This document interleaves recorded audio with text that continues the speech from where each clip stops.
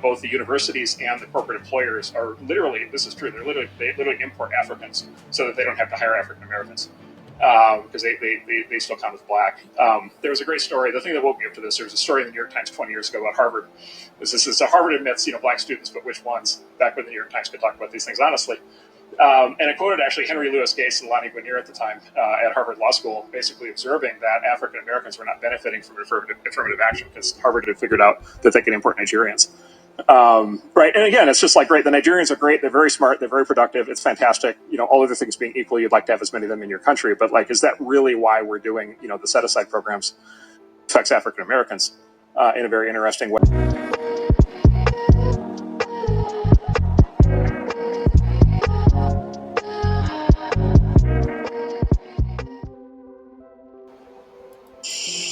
Now, I know this video is going to be controversial and some people are not going to like what I'm about to say. But I'm going to say it anyway. I don't care. Black Americans are right to be mad. They are. You see, us immigrants, not all of us, but a lot of us, seem to forget, or maybe they just don't know. But if you have been living in this country long enough, you should know that.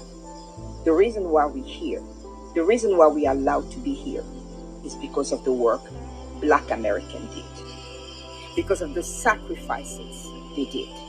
Because all the fights they had to fight in order for us, for them, because they didn't do it for us, they did it for themselves, and it's right.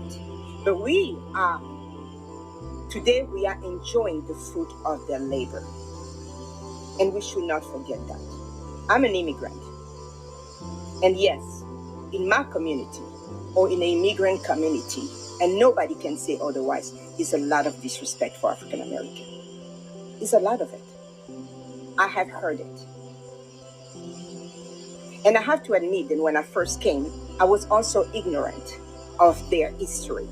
But after being in this country, for the amount of time I have been here, if I act like I don't know that, it means that I'm willingly demeaning them. They are mad. And you know what immigrants should do right now? We should not be arguing with them. We should be quiet and listen. Listen to what they're saying. Listen. No. It is not about us. It's about how they feel. It's about the experience. And guys, they are right. Many immigrant community call them lazy. They're not lazy. They even say they don't have a culture, and that's an insult. Of course they have a culture. Of course they do. In the music, in the food, in the way they live their life, in the way they dress, they have a culture. And by the way, a culture that is a leader in many ways. Our children in Africa dress like black children. Children in Asia dress like black children. Children in Latin America, in Europe. So please stop saying, and it's not only limited to clothing. It's in music, it's in history, it's in literature, it's in science. The immigrant community need to stop demeaning and disrespecting Black American. They are mad, and they have all the rights to be mad. Now, if my immigrant community or my African community want to come after me for what I say, that is on you. I don't care. Because the truth is the truth. And we need to admit where we're coming short. You're going to come to people's house and you want to look down at them? You want to disrespect them? Yes, not all Africans. Yes, not all Latino. Yes, not all blah, blah, blah.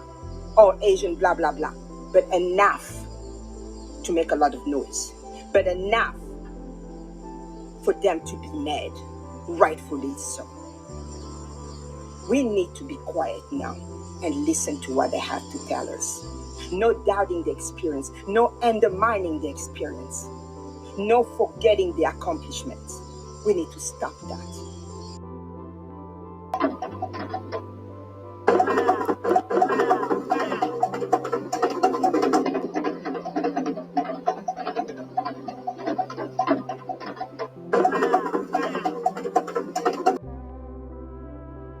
We think slavery in America was something. Slavery in Africa is still in force.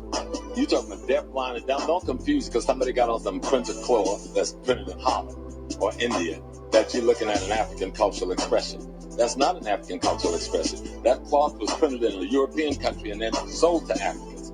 And they've accepted that as their cloth. You understand what I'm saying? Just that piece. Now, they do speak the language, but they know less about their history than you and I do. So you've got a deaf, blind, dumb, backwards person speaking an African language, coming from the African country, came here to be a parasite on their own people with no respect for themselves as human beings. And then because they speak a language, try to make you play you off like they got something culturally that you don't have. The most culturally enforced African in the world is the African American. Most of the movements that have changed the world, that allow all ethnic nations to profit, has been our movement. And so we get peed on and played down because these people are so punked out and scared of the white man that they feel because they're scared of the white man, they got to be against us. Whole foundational Black American conversation, what's the problem? I see my African brothers and sisters getting very offended by this, but I'm struggling to understand why, because there is a difference. For example, our ancestors didn't build this bitch. Our ancestors weren't the ones who fought for equality for everyone in this country so that we could immigrate here, our moms or dads or grandparents. Oh, not to mention a lot of those fathers and mothers and grandparents and aunties are racist as hell. Like unambiguously anti-Black. Racist as all hell. My sisters and I had to beat that shit out of our Ethiopian parents with the quickness. But I can't deny that it was there. We are African Americans in the most literal way one can be. And they are Black Americans, built into the foundation of this country. So foundational Black American, I don't understand what the problem is. How does that negatively impact us? I can't think of one time that my Ethiopian American ass has been subjugated due to a Black American calling themselves foundational. I don't get it. An American, I'm an American.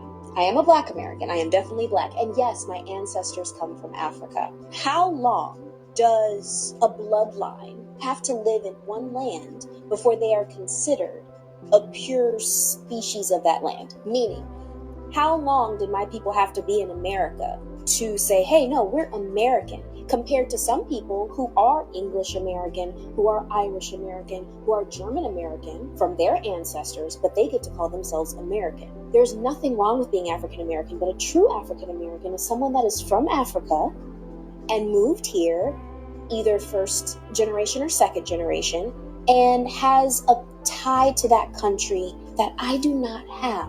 One of the first census in Virginia that allowed for Black people to have a name was somebody from my family. So that means they were there long before. I think there comes a point where when you build a country, when you fight for freedom, make money and pay taxes and generationally live in a country, you have the privilege to call yourself pure American. These videos that are like the diaspora wars. It's not a war. There's nothing about it as a war. We are simply saying who we are as a people, Black Americans. So there's nothing about that that's a war. But I have finally realized what the actual issue is. Based on the comments that I have read, right, there was one particular girl who said that I was saying, like, you know, the difference between Black Americans and Africans is very obvious. Black Americans are not immigrants. We didn't immigrate here. And a lot of us know where our great-great-grandparents are from, and so on and so forth, right? So one of the girls says something like, do you want to be worshipped because of slavery? Do you want to be worshipped? And then I was like, bingo, I figured out what the actual problem is. From what I've gathered, the people that have an issue with Black Americans saying that we're Black Americans and not claiming being African is because they don't like the fact that despite us being stolen and sold, mistreated, all of the horrific things that have happened to Black Americans, they don't like the fact that we still rose, we're still great, we still dominate culturally across the world. They don't like that we're popular, essentially, and they don't like the fact that because we're popular, we don't attach ourselves to them. Can you believe that? And I'm not saying that's every single African. I would never say anything is every single person, because that's just not a thing. But I realize that that's the root of the issue. That is exactly what the root of the issue is, because they don't do this to anybody in the Caribbean. They don't say, oh, you need to call yourself African Jamaican. You need to call yourself African Haitian. They don't do that. They don't do that. They only have beef with us. And I think it's because of our history and what we have created here, and the fact that we are proud of who we are. They don't like that we went through so much trauma, but we are still proud of who we are as a people. And I think that is the root of the issue. And as soon as I mentioned the fact that if it wasn't for Black Americans, Africans, Caribbean, all of these immigrants would not even be here because of the civil rights movement, I got blocked. So when you say the truth and you make them acknowledge our value and the fact that we do have culture and we have major influence, and we are the reason that they're able to be in this country and make money and send money back home and build, don't get me started. They blocked me. So that's definitely the root of the issue. They don't like how great we are. And guess what? Get over it or get with it. I don't know what to do. I don't know what to tell you, because all we're asking for from the people of the diaspora is respect. Respect.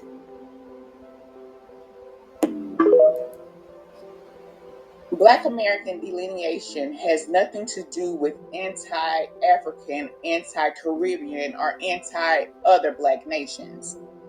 It's about preserving culture, preserving inheritance, setting aside a particular group so that they are not forgotten. They don't want their ancestors, the sacrifice of their ancestors. They don't want the sacrifice of their people to be forgotten. You say that they don't have culture. You say that they don't have identity. And when they decide to set themselves apart, you say that they shouldn't. And no other culture is expected to absorb everybody else except Black Americans. You don't go to Jamaica and say, you got to accept us as Jamaican. You don't go to Haiti and say, you got to accept us as Haitian. Everybody else can have their identity, but when it comes to Black Americans wanting to set themselves apart, you say, oh no, you guys you're xenophobic, you're Zionist. No, stop gaslighting them. Are there some extremists? Yes. But that doesn't represent the whole group. It's important that this group is set aside because they do have an inheritance. They have a special tie to this land and a special history to this land, and they deserve that observation. I bet you the Viet Cong is more citizens and can come here and put on a little suit and get more freedom to move in neighborhoods and put up business where Negroes can't. I believe that. No, that's not right. I believe that. They're under a dictatorship And the just like the Chinese Russians. can, the Japanese can, the Germans can. Everybody that's not American can go and do what Negroes can do. We couldn't eat in the restaurants in Louisville. We couldn't eat downtown. We just saw two Africans go in with their robes and their turbans. They couldn't speak English. I heard the man say, let them in, they're not Negroes. I said, something's wrong. I can't say it's because I'm Black, because they're so black and they're blue, but they were in. So I said, well, I can only let me go mental, then I'll go in. I went and got my gold medal, went back in, ordered 2 cheeseburgers, and they said, sorry, we don't serve Negroes. The actual story that he's explaining took place in 1958. So these white people did not only know the difference between Black Americans and Africans, they treated them differently, right? Regardless of Ali's status, even though he had these Olympic medals, it didn't matter if he shared the same complexion as them. They just knew that you're a Black American and they're not. They're Africans. And racism is specifically for your kind. And that's why he was mistreated. This was 1958. What changed between 58 and now? Black American influence on Africans. But we're still different. They just cosplay Black Americans now. So I saw that on August 1st, there's going to be a boycott of African restaurants, salons, and hair places. And at first I was like, oh, why are we not supporting our, But then I realized, like, growing up as an African father and an American mom and, like, being in between cultures, I completely understand. Like, I really completely understand, because it was so hard growing up with, like, you would think it's all like kumbaya between both my families. No, you thought wrong. My dad's side, like my aunts and especially my grandmother, she treated me so bad, and I, to this day, like, I don't know why, but they're racist. Like, Africans are racist, and I don't think a lot of African Americans don't know that Africans are racist, but they have the same mindset as the white man. I'm not gonna lie to you, they really do. Like, they all think that we're rambunctious and like we're ghetto and all this stuff, but a lot of Africans, which is crazy to me learning this, don't know about the African slave trade. Like, when I graduated high school, that was my first time my aunt saw the movie Roots. My cousin showed my aunt the movie Roots, and she didn't know about slavery. Like, she was like, oh, I understand why African Americans are like this now. So I understand boycotting the African community or African businesses, but it's like, I feel like they will finally understand. Like, they will finally understand if you boycott it. So I'm for it. I'm not gonna lie to you, I'm for it. But it's like, it's kind of like, that's kind of like my, my brothers and sisters, but y'all are racist. To be real with you, especially like the older generation, y'all are racist, and y'all need to stop with this mindset. And they only hang around white people. They only hang around their own people. They don't hang around. You ever see an African really hanging around African Americans? I mean, my aunts and uncles don't. So, but when this happens, they will really get a taste of their own medicine. So, should have been nicer. Sorry, should have did your research. Y'all ever wonder why Africans don't really like us? Well, I was married to an African. I remember we was having a conversation, and I said to him, it just really seemed like y'all don't really like us. I was showing him a video. I said, this is what they show us of y'all, that y'all hungry, your ribs is hanging out. So I showed him the video of one of those commercials they would show us like 3 a.m. Could you spare $1? He said, that is not us. He looked at that video, he laughed, and he said, who is that? He said, that is not us. He said, that's not them in Africa. That was never them starving. I said, what? So then I said, well, what is they showing y'all of us? He said the movies that they see of us is that we are, our men sell drugs, which they do, but they sell drugs and they just murder anything walking. They murder everybody. And so I said, well, what they show y'all about us? He said, they show them that we're prostitutes and we get high. And I was like, what? And so then he said when he went to get his papers from immigration or whoever he get the papers from to come here, he said they told him, don't marry a black woman. You'd be better off marrying a white woman. So when we're looking at this separateness that we have amongst each other, it was inbred in us. It was inbred to them to fear us. So they fear us and don't like us. We got to wake up, y'all, and come back together and unite in unity. There was things that was done and said to keep us apart. Ashay. Y'all must really think us black folks don't know what goes on in y'all country. Y'all really think we don't know why y'all ran from your country. And you ran here by these dangerous black people. Well, if we so goddamn bad, go your ass home. Ain't nobody really at war, but some of y'all starting to look real guilty, because the moment foundational black Americans said, we focusing on us now, whole world just start losing their damn mind. Why? Because we finally drew a line and refused to apologize for it. We're not attacking anybody. We're not threatening businesses. We're not rioting. We're not even raising our voices.